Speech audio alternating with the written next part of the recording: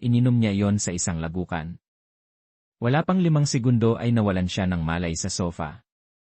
Kinabukasan, pagkagising niya, nakita niya si Lu Qingwu na nakatayo sa harap niya. Bago pa siya makabawi, nagsimula na siyang mangakit. Congratulations, ang buhay mo ay matagumpay na nagbukas ng bagong pahina.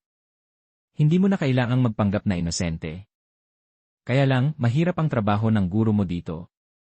Hindi mo alam kung gaano kahirap turuan ang isang tao na nasa labas ng industriya.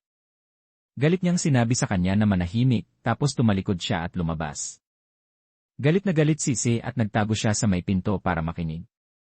Nagpunta si Lu Qingwu sa kumpanya, pero ang isip niya ay punang eksena ng paghalik niya kay Se. Hindi siya makapag-focus sa trabaho. Pagkatapos ay natanggap niya ang location ni Se. Lumabas na nasa coffee shop siya. Kaya umupo siya sa labas ng shop at naghintay.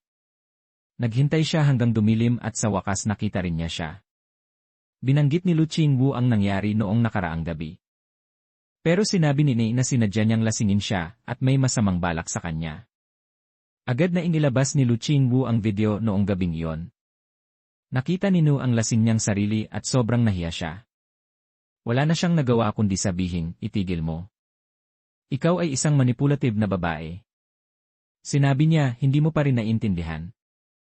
Hinahabol kita. Binaliwala siya ni Ne at dumiretso lang. Pero bago pa siya makalayo ng ilang hakbang, nakatanggap siya ng mensahe mula kay Lu Qingwu. Binuksan niya ito at nakita ang isang larawan nilang dalawa. Wala siyang nagawa kundi bumalik, yakapin si Lingwu at halikan siya. Nagulat siya at itinulak si Si palayo. Tinanong kung ano ang ginagawa niya.